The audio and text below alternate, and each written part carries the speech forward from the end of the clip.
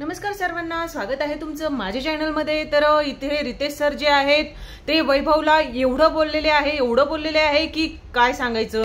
तर इथे वीकेंडच्या वारमध्ये वैभवची चांगलीच वाट लागलेली आहे, कारण जे काही त्यांनी केलेलं आहे ह्या आठवड्यामध्ये म्हणजे पूर्णपणे बाहेर खेळलेला आहे, स्वतःची टीम सोडून दुसऱ्याच्या टीम मध्ये गेलेला आहे आणि सूरजला सर्वजण सपोर्ट करत होते। तर तिथे त्याचं म्हणजे त्याला डाऊन करण्याची गोष्ट करत होता, खालून म्हणजे वरून त्याला काय काय बोलत होता, तू याला म्हणजे तुम्ही पपेट बनवलंय, त्याची काळजी घ्या, त्याला असं नका करू, त्याला तसं नका करू, त्याला तुम्ही चुकीचं समजावता आहे, तुम्ही चुकीचं खेळायला सांगताय। सूरज कुठेही चुकलेला नव्हता, उलट अरबाजच त्याच्या अंगावर येत होता, उचलून त्याला इकडे फेकत होता। आणि इथं अभिजित सावंत दादा सांगत पण होता अरबाजला की त्याला असं कोचू नका रे, असं करू नका रे।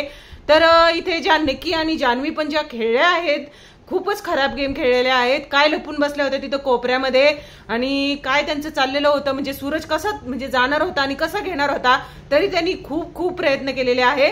तर इथे वीकेंडच्या वारला या चौघांची ही वाट लागलेली आहे, चांगलीच वाट लागलेली आहे।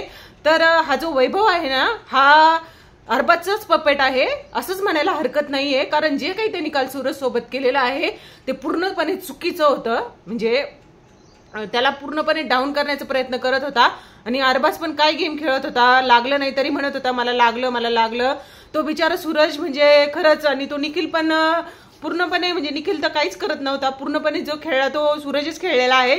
तर हा जो वैभव आहे याची तर पूर्ण म्हणजे रितेश सरांनी चांगलीच हे केलेली आहे। तर बघू आता पुढच्या आठवड्यात काय करतो, कारण ह्या आठवड्यात तर त्यांनी मातीच खाल्लेली आहे, पूर्णपणे माती खाल्लेली आहे।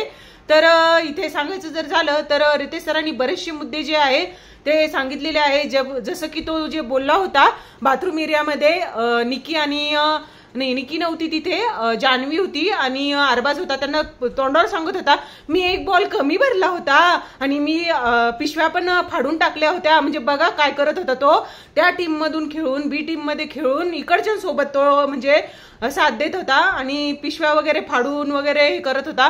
आणि ते इरिनाची जर गोष्ट केली तर ती पण खुलेआम असं दाखवत होती त्या पिशव्या, तसं आर्याने छान स्ट्रॅटेजी लावली होती। तर असेच व्हिडिओ बघण्यासाठी चॅनलला सबस्क्राईब करा आणि व्हिडिओला लाईक करून ठेवा।